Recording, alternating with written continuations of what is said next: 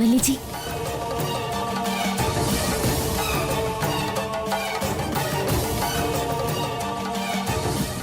ശരി, എങ്കിൽ പിന്നെ ജാതകം പരിശോധിക്കാൻ ഭക്തിയോടെയും പ്രാർത്ഥനയോടെയും അഞ്ജലി തന്നെ അങ്ങ് കൊടുക്ക്. പ്രസാദ് സാർ വേണം വാങ്ങാൻ. വാങ്ങിച്ചോളൂ.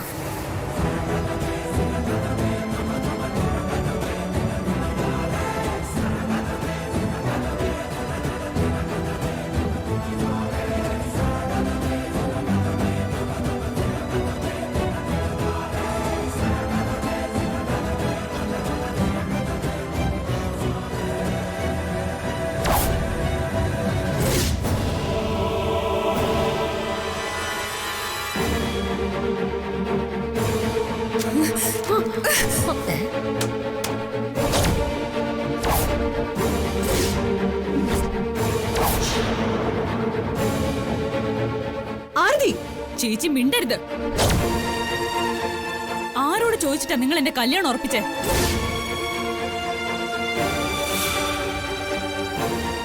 ഇത് എന്റെ ജീവിതമാ. ഞാൻ അറിയാതെ എന്റെ ജീവിതം തീരുമാനിക്കാൻ നിങ്ങൾക്കൊക്കെ ആരാ അധികാരം തന്നെ? ഈ കല്യാണത്തിന് എനിക്ക് സമ്മതമല്ല. എന്റെ സമ്മതമില്ലാതെ ഇവിടെ ആരും കല്യാണം ഉറപ്പിക്കണ്ട. സമ്മതിക്കില്ല ഞാൻ. ആരും ഒന്നും പറയണ്ട. പൊക്കോണം രണ്ടുപേരും. ഞാൻ ആരെ കല്യാണം കഴിക്കണമെന്ന് ഞാനും കൂടി ചേർന്ന് തീരുമാനിക്കും. എന്നിട്ട് അങ്ങോട്ട് അറിയിക്കാം. അപ്പൊ സദ്യ ഉണ്ണാൻ വന്നാ മതി. അല്ലാതെ ഞാൻ പറയുന്നത് താനൊന്നും പറയണ്ടടോ.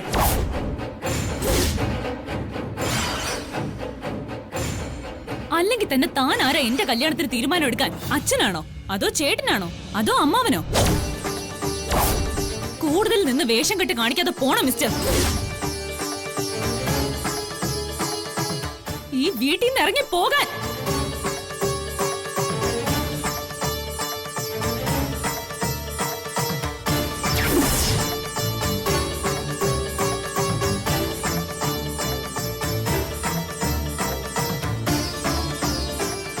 അയ്യോ പ്രസാദ് സാറേ,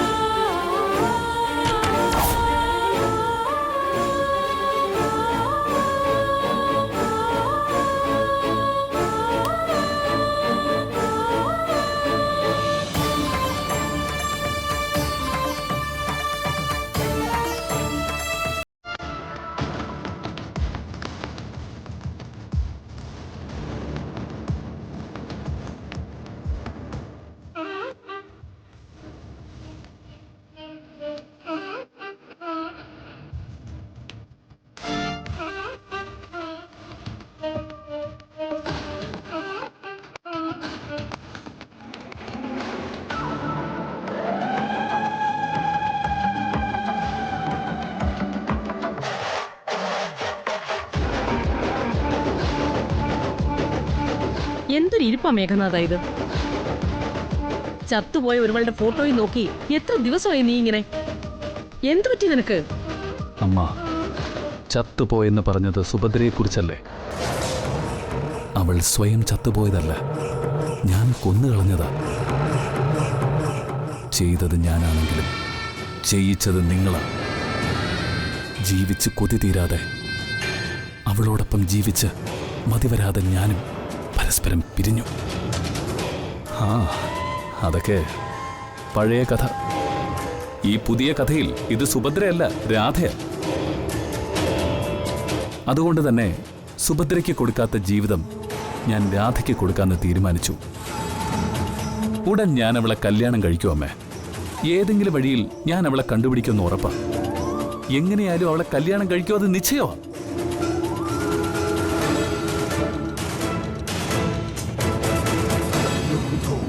ജോൾസിനെ കൊണ്ടുവന്നിട്ടുണ്ട്. ആ, എന്നാ കവടിപ്പലക നിർത്തി ഗണിക്കാൻ തുടങ്ങാൻ പറയത്. ശരിയെന്നാ.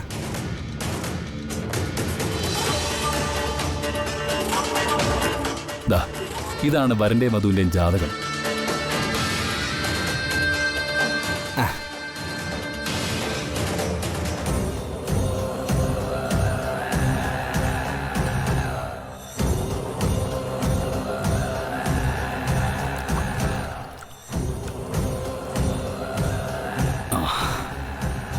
ഇപ്പോഴാണ് ചെറിയൊരു ആശ്വാസം കിട്ടിയത്. വല്ലാത്തൊരു അന്തർദാഹമായിരുന്നു. ഇന്ന് ഈ കല്യാണ മുഹൂർത്തം നിശ്ചയിക്കുന്നതോടെ ദാഹം മാറി എന്റെ നെഞ്ചും മനസ്സും നിറയും. ഇനിയാണമ്മേ എന്റെ സന്തോഷത്തിന്റെ ദിനങ്ങൾ. സൂപ്പർ.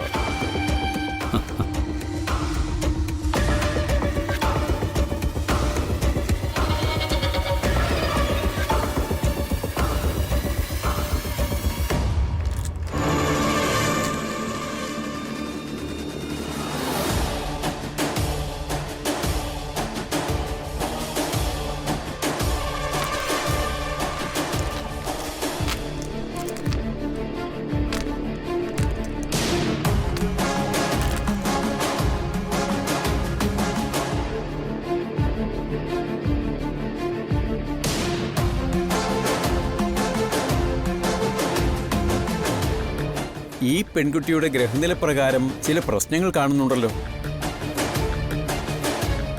ഈ ഗ്രഹനിലയിൽ ജനിച്ചയാൾ ഇപ്പോൾ ഭൂമിയിൽ ജീവിച്ചിരിക്കാനുള്ള സാധ്യതയുമില്ല. വിധി വൈരൂപ്യത്താൽ ദുർമരണപ്പെടേണ്ട ഒരു ആത്മാവിന്റെ കണക്കുകളാണ് ഇതിൽ കാണുന്നത്. എന്റെ ഭഗവാനെ, നീ അപ്പൊ എടുത്തു കൊടുത്തത് ആ സുഭദ്രയുടെ ഗ്രഹനിലയായിരുന്നോ? ഓ, ആണെന്ന് തോന്നുന്നു. അമ്മ പോയി എന്റെ മുറിയിലെ ഷെൽഫിൽ നിന്ന് മറ്റ് ജാതകങ്ങളും ഗ്രഹനിലയും എടുത്തുകൊണ്ട് വരുമോ? അതിലുണ്ടാവും രാധയുടെ ഗ്രഹനിലയും. അല്ല, അത് വേണോ? വേണം. അമ്മയോടല്ലേ പോയിട്ട് വരാൻ പറഞ്ഞത്.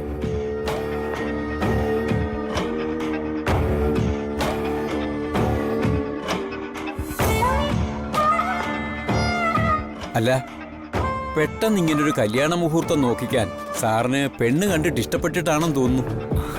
പെണ്ണിനെ കണ്ടു, ഒരു മിന്നായം പോലെ ഇഷ്ടപ്പെട്ടു. ഒരുപാട് കേട്ടിട്ടില്ലേ, ലവ് അറ്റ് ഫസ്റ്റ് സൈറ്റ് എന്ന്? അങ്ങനൊരു ഇഷ്ടം.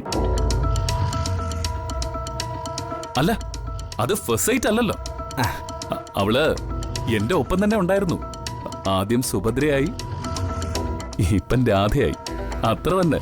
ഈ സുഭദ്ര എന്ന് പറയുന്നത് ഗ്രഹനില നോക്കാൻ പോകുന്ന രാധയുടെ ചേച്ചിയാ. ദുർമരണപ്പെട്ടു പോയതാ. മനസ്സിലായി. എന്നാലൊരു കാര്യമുണ്ട്. ഗ്രഹനില കണ്ട് ഞാൻ മനസ്സിലാക്കുന്ന പ്രകാരം ദുർമരണപ്പെട്ട ഈ ആത്മാവ് എന്തൊക്കെയോ ചില ബന്ധനങ്ങൾ അനുഭവിക്കുന്നുണ്ട്. അതിനെ അതിൽ നിന്ന് സ്വതന്ത്രമാക്കിയില്ലെങ്കിൽ നിങ്ങൾക്കത് ആപത്താണ്.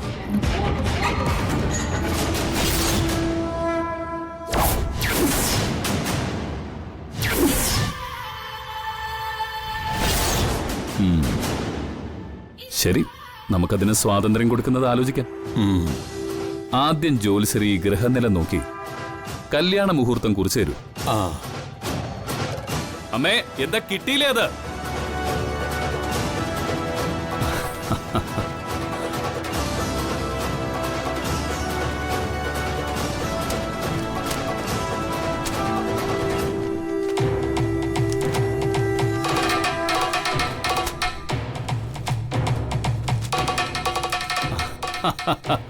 കിട്ടി കിട്ടി കിട്ടി. ദാ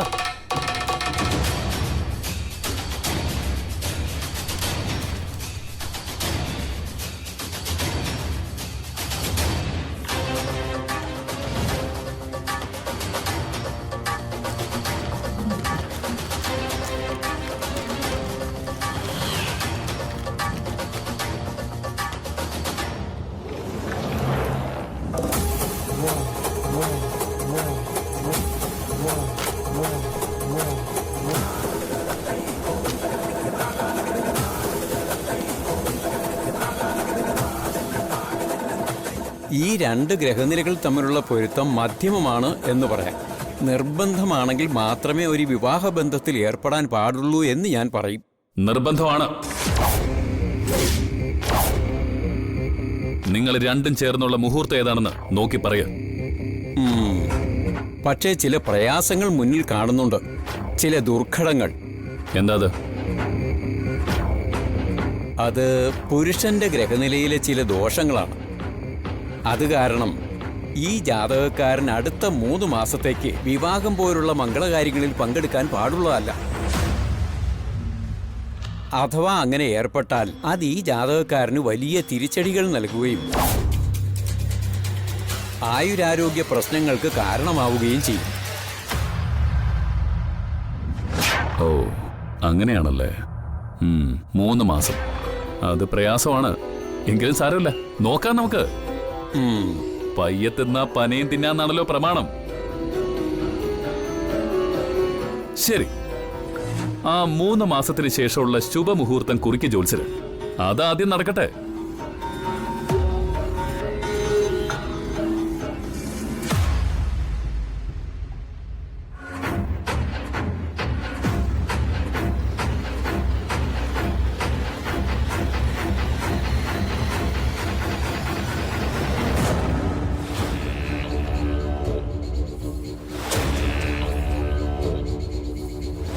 മേഘനാഥ, നീ എന്തൊക്കെയാണ് ഈ പറയുന്നതും ചെയ്യുന്നതും?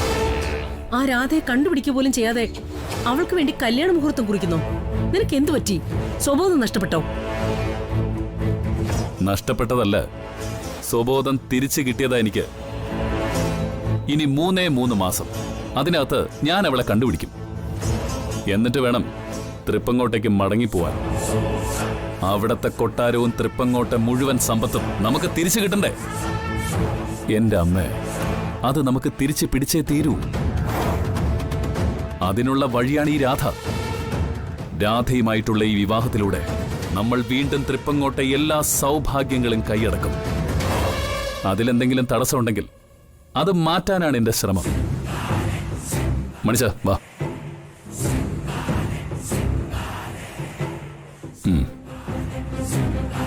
മുഹൂർത്തം എഴുതി കഴിയുമ്പോൾ ദക്ഷിണ കൊടുത്തേക്ക്. അതിനു മുമ്പ് എനിക്ക് ചില കാര്യങ്ങൾ ചെയ്യാനുണ്ട്.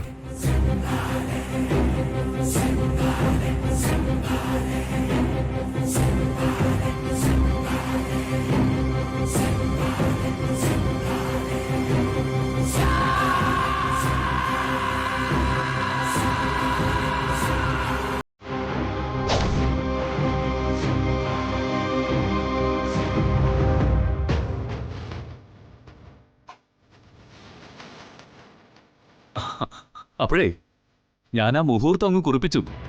ഇനി 3 മാസത്തെ സമയമുണ്ട്. അതിനു മുമ്പ് ഞാൻ രാധയെ കണ്ടുപിടിക്കുന്നുള്ള കാര്യം ഉറപ്പാ. പിന്നെ എന്താന്ന് വെച്ചാ, ആ ജോത്സ്യർ ഒരു കമന്റ് പറഞ്ഞു, സുഭദ്ര ഏതോ ബന്ധനത്തിൽപ്പെട്ട് ഉഴലുന്നു. ആ ബന്ധനത്തിന്റെ താക്കോൽ ഈ കറുത്ത തിലകത്തിലാണെന്ന് എനിക്കറിയാം. അതുകൊണ്ട് അത് കഴുകി തുടച്ച് സ്വാതന്ത്ര്യം തരാൻ പോവാൻ ഞാൻ. But on one condition. സഹായിക്കണ്ട, പക്ഷേ തൃപ്പങ്ങോട്ടെ രാധയും ഈ കോട്ടയ്ക്കൽ മേഘനാഥനും തമ്മിലുള്ള വിവാഹത്തിന് തടസ്സം പിടിക്കരുത്. എന്താ, സമ്മതിച്ചോ? ശരി, നിന്റെ ഈ മൗനത്തെ സമ്മതമാണെന്ന് അംഗീകരിച്ച് ഞാനിതാ നിന്നെ നാഞ്ചിനാക്കിയരുടെ ബന്ധനത്തിൽ നിന്ന് മോചിപ്പിക്കുന്നു. സ്വസ്ഥമായി നിനക്കിനി പരലോകത്ത് താമസിക്കാം. ഇഹലോകത്ത് നിന്ന് ഞങ്ങളെ ശല്യം ചെയ്യാൻ വരരുതെന്ന് മാത്രം.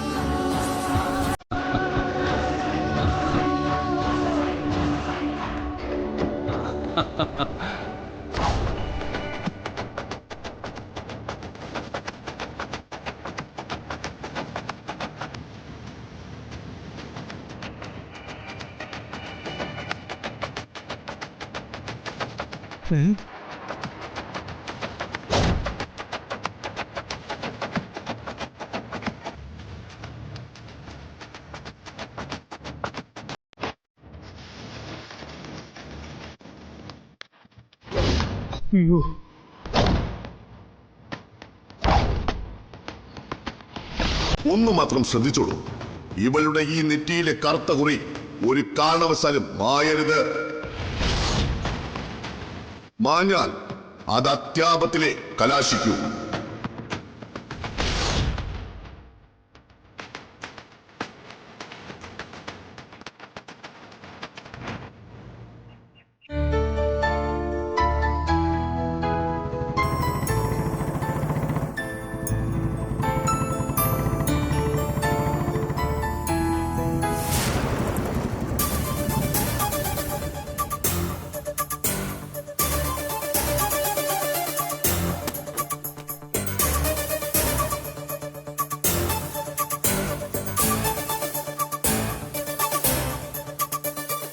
ആ നല്ല ആളാ. പുഷ്പൻ ചേട്ടൻ എവിടെയൊക്കെ തിരക്കിന്നറിയോ? ചായ ഇടാൻ പഞ്ചസാര നോക്കിയപ്പോ ടിന്ന് കാലി. ഒരു ദിവസമല്ലേ ആയുള്ളൂ ഞാൻ മാർജിൻ ഫ്രീന്ന് 2 കിലോ പഞ്ചസാര വാങ്ങിയിട്ട്. അതെവിടെ മാറ്റി വെച്ചിരിക്കുന്നു? കണ്ടില്ലല്ലോ. ആ അടുത്ത് തരാം. പ്രസാദ് ഇരിക്കെ, ഞാൻ ചായ ഉണ്ടാക്കി തരാം. വേണ്ട.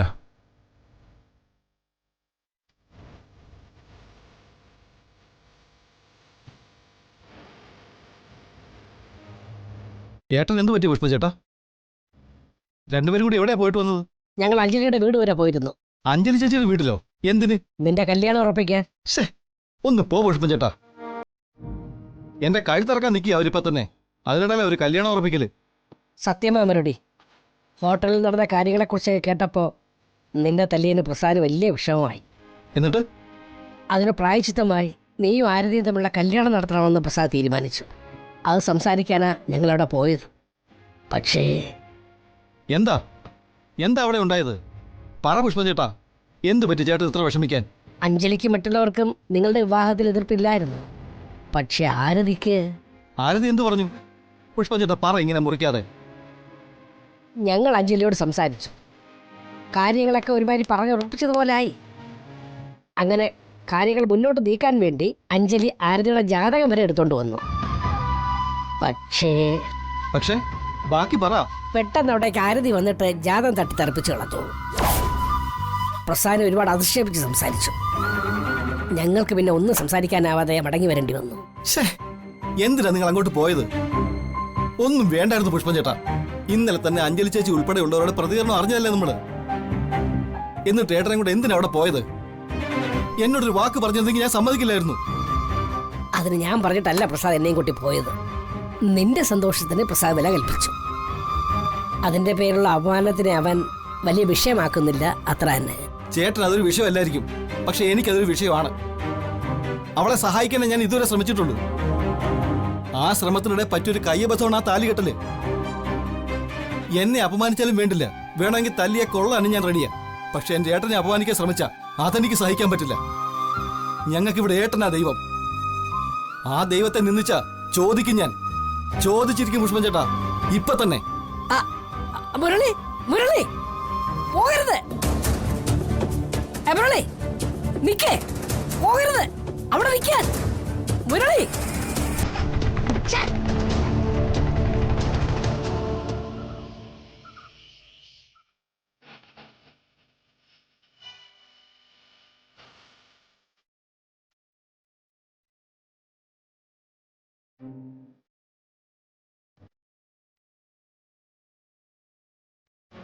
ഓ അത് ശരി, ആരോടൊന്നും പറയാതെ നീ ഇവിടെ വന്ന് നിൽക്കുകയാണല്ലേ?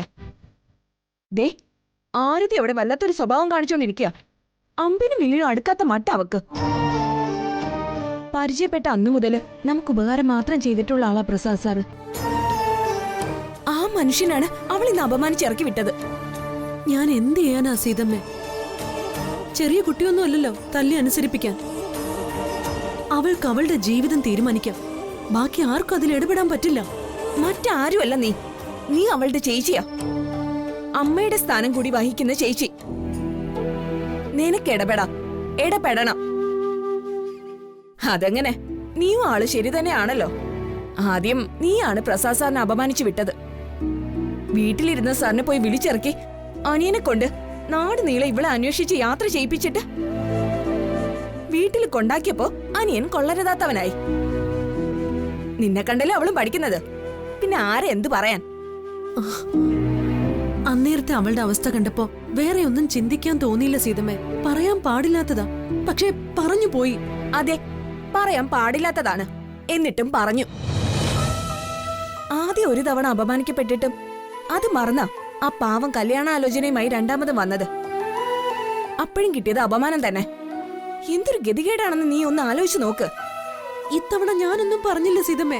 പറഞ്ഞതെല്ലാം അവളാ. നീ ഒന്നും പറഞ്ഞില്ല, അതാണ് ഈ തവണത്തെ നിന്റെ തെറ്റ്. ആരതി അവരിങ്ങനെ അപമാനിച്ച സമയത്ത് അവളെ ഒരു വാക്കുകൊണ്ട് പോലും നീ തടഞ്ഞില്ല. ഇതാണോ അഞ്ജലി നീ പ്രസാദ് സാറിന് കൊടുക്കുന്ന ബഹുമാനം? ഇതിന് ഞാൻ വിളിക്കുന്ന പേര് ബഹുമാനം എന്നല്ല, അപമാനമാണെന്നോ?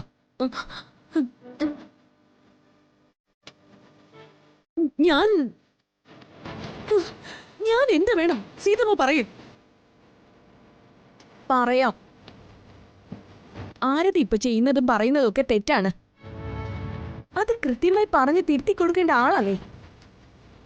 എങ്ങനെയോ കൈവിട്ടു പോയ അവളുടെ ജീവിതം തിരിച്ചു പിടിക്കാനാണ് അവരിവിടെ വന്നത്. അത് വലിയ മനസ്സാണ്. ആ നന്മയാണ് ആരതി പുറംകൈ കൊണ്ട് തട്ടിക്കളഞ്ഞത്.